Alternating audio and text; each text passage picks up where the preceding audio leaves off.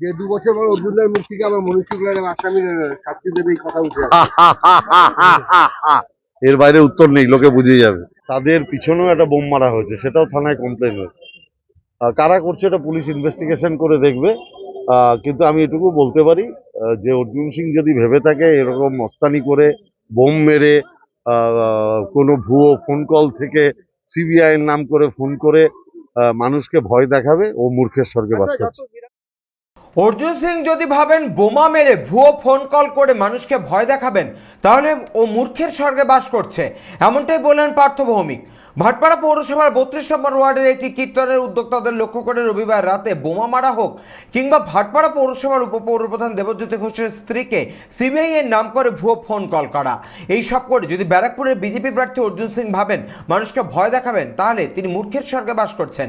ব্যারাকপুরের সংবাদ মাধ্যমের মুখোমুখি হয়ে এমনটাই দাবি করলেন ব্যারাকপুর লোকসভা কেন্দ্রের তৃণমূল কংগ্রেস প্রার্থী পার্থ ভৌমিক। এছাড়াও তিনি নিহত বিজেপি নেতা মনীষ শুক্লার খুনের ঘটনায় ব্যারাকপুর লোকসভা কেন্দ্রের বিজেপি প্রার্থী অর্জুন সিং এর সিবিআই এর দাবি করাকে অট্টহাস্যে উড়িয়ে দিয়ে বলেন এই প্রশ্নের এটাই উত্তর। এছাড়াও এদিন তিনি আর কি বললেন শোনাবো আপনাদের। না, পুলিশ তদন্ত করে দেখছে।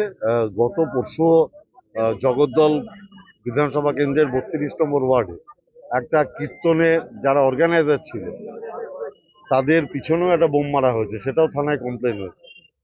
কারা করছে এটা পুলিশ ইনভেস্টিগেশন করে দেখবে। কিন্তু আমি এটুকু বলতে পারি, যে অর্জুন সিং যদি ভেবে থাকে এরকম মস্তানি করে বোম মেরে কোনো ভুয়ো ফোন কল থেকে সিবিআই এর নাম করে ফোন করে মানুষকে ভয় দেখাবে, ও মূর্খের স্বর্গে বাস যত করছে। মানে ভোটের দিন এগিয়ে আসছে তত আবার এই জিনিসটা বাড়ছে দেখো, এটা কি? এক পক্ষে মানে ওর দিক দিয়ে বাড়ছে, মানুষ প্রতিবাদ করছে।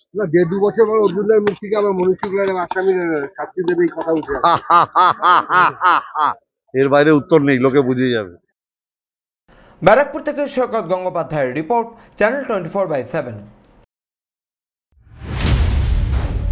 মসনদ দখলের লড়াই 2024 দেখতে চোখ রাখুন চ্যানেল 24/7 এর পর্দায়।